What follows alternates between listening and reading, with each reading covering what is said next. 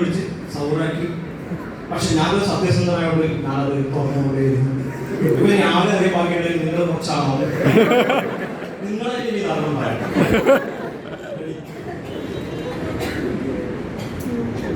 ബിസിനസ്സിൽ ആദ്യം സീരിയസ് ആയിരുന്നില്ല.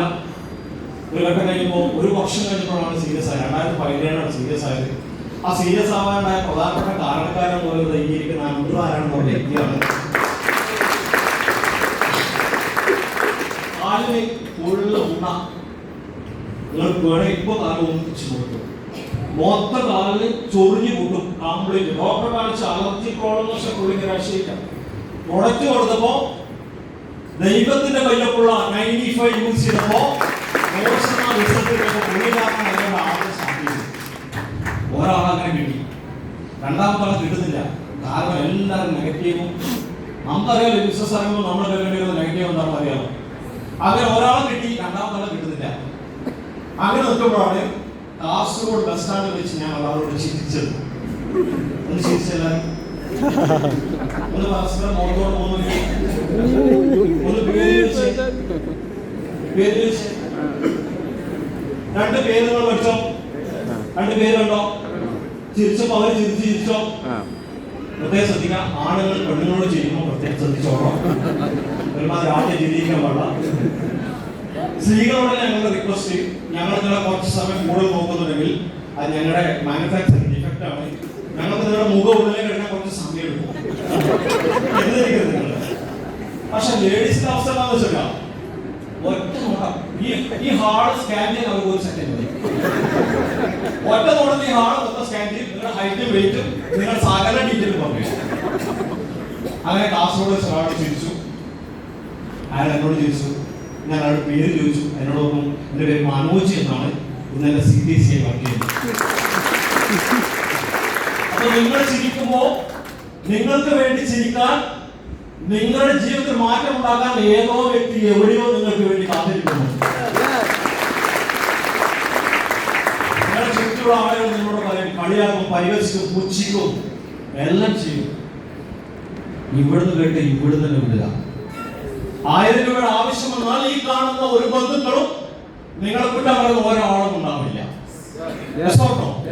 മൈലേജ് എന്തിനു ചെയ്യണം? പാസീവിംഗത്തിന് വേണ്ടി ചെയ്യണം. പാസീവിംഗത്തിന് വേണ്ടി ചെയ്യണം. നിങ്ങളൊന്ന് വീട് പോയാൽ, നിങ്ങളൊന്ന് കിടന്നു പോയാൽ, ഞാൻ നിങ്ങളുടെ നാടൊന്ന് ഇല്ലാതായി പോയാൽ, എന്റെ നിങ്ങളുടെ ഫാമിലി സേഫ് ആവണമെങ്കിൽ അതിന് പാസീവിംഗം. വിശ്വസോ 1000 രൂപ ഉണ്ടാക്കി ബിസിനസ് ചെയ്യണം. ഇഷ്ടംപോലെ ഓപ്പർച്യൂണിറ്റി ഉണ്ട്. അതുപോലെ ആയുസിനെയും അതിന്റെ ആരോഗ്യത്തെയും ഡിപ്പെൻഡ് ചെയ്യും. അത് രണ്ട് എന്നില്ലാതാകുന്നു.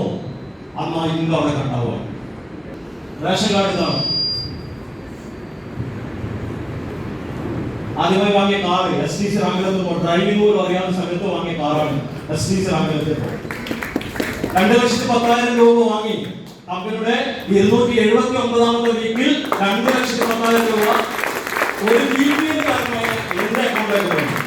എന്നെ കൂടെ 18 പേര് 2,10,000 വാങ്ങി കഴിഞ്ഞു. കൂടെ വന്നവര് വരുമാനം കിട്ടുന്ന ഇൻവെസ്റ്റ് ഡയറക്ഷൻ.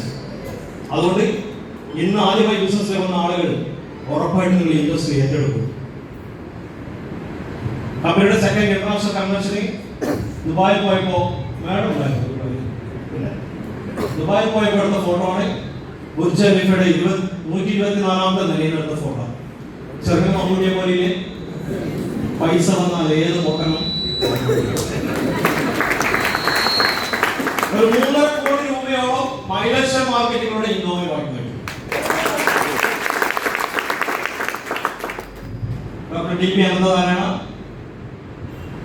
രണ്ടാമത്തെ നാളാണ്. ഇതിപ്പോ ഞാൻ സഞ്ചരിച്ചുകൊണ്ടിരിക്കുന്ന പുതിയ ജീപ്പ് കോമ്പസ്.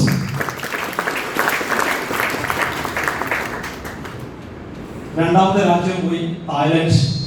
കമ്പനിയുടെ കഴിഞ്ഞ വർഷം ഈ വർഷം പോയത്തെ ആളുകൾ സാറിന്റെ ഈ വർഷം പോയതാണ്.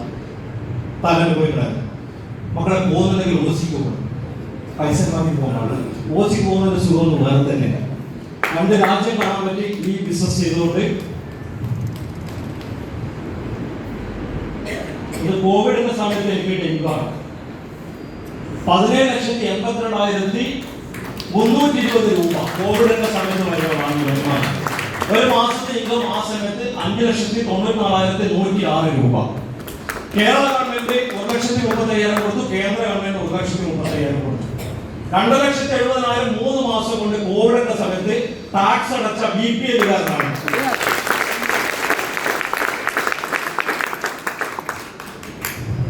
പാസീവ് ഇൻകത്തിന് വേണ്ടി ചെയ്യണം, പാസീവ് ഇൻകത്തിന് വേണ്ടി ബിസിനസ് ചെയ്യണം.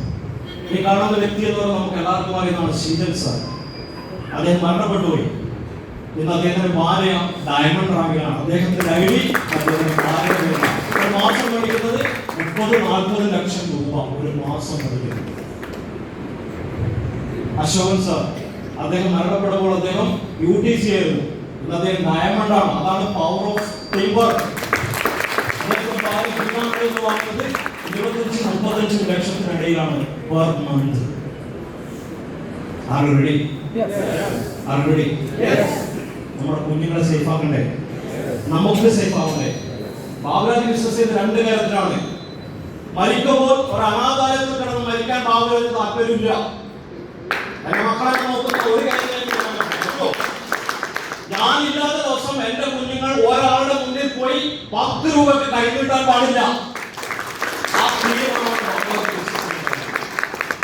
ആക്റ്റീവിറ്റിന് വേണ്ടിയല്ല, പാസീവിന് വേണ്ടി ബിസിനസ് കഷ്ടപ്പെടും. ഒരു 10 മാസം കഷ്ടപ്പെടും, അല്ല ഒരു 4-5 വർഷം കഷ്ടപ്പെടും. സമയമൊന്നുമില്ല, ഓരോരുത്തരും എടുക്കുന്ന എഫേർട്ട് പോലെ. നിങ്ങൾക്ക് 4-5 വർഷം കഷ്ടപ്പെടാൻ നിങ്ങൾ റെഡി അല്ലെങ്കിൽ നിങ്ങളുടെ ജീവിതത്തിൽ വലിയ മാറ്റങ്ങൾ ഉണ്ടാവും. അടുത്ത എഴുതാൻ പോകുന്ന വീടാണ്, വീടിന്റെ പണി നടന്നുകൊണ്ടിരിക്കുകയാണ്. വന്നത് വീടുന്നാണ്, പോകുന്നത് ഇവിടത്തേക്കാണ്.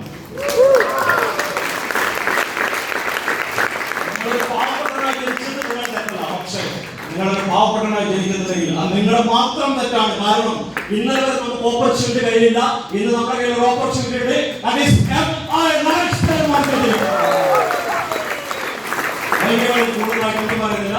ഈ അവസരത്തിൽ ഇങ്ങനൊരു അവസരത്തിൽ ഈ ഒരു പ്രോഗ്രാമിൽ ക്ഷണിച്ച എല്ലാ ലീഡേഴ്സിനും പ്രത്യേകം നന്ദി അറിയിക്കുകയാണ്. ഈ ഒരു പ്രോഗ്രാം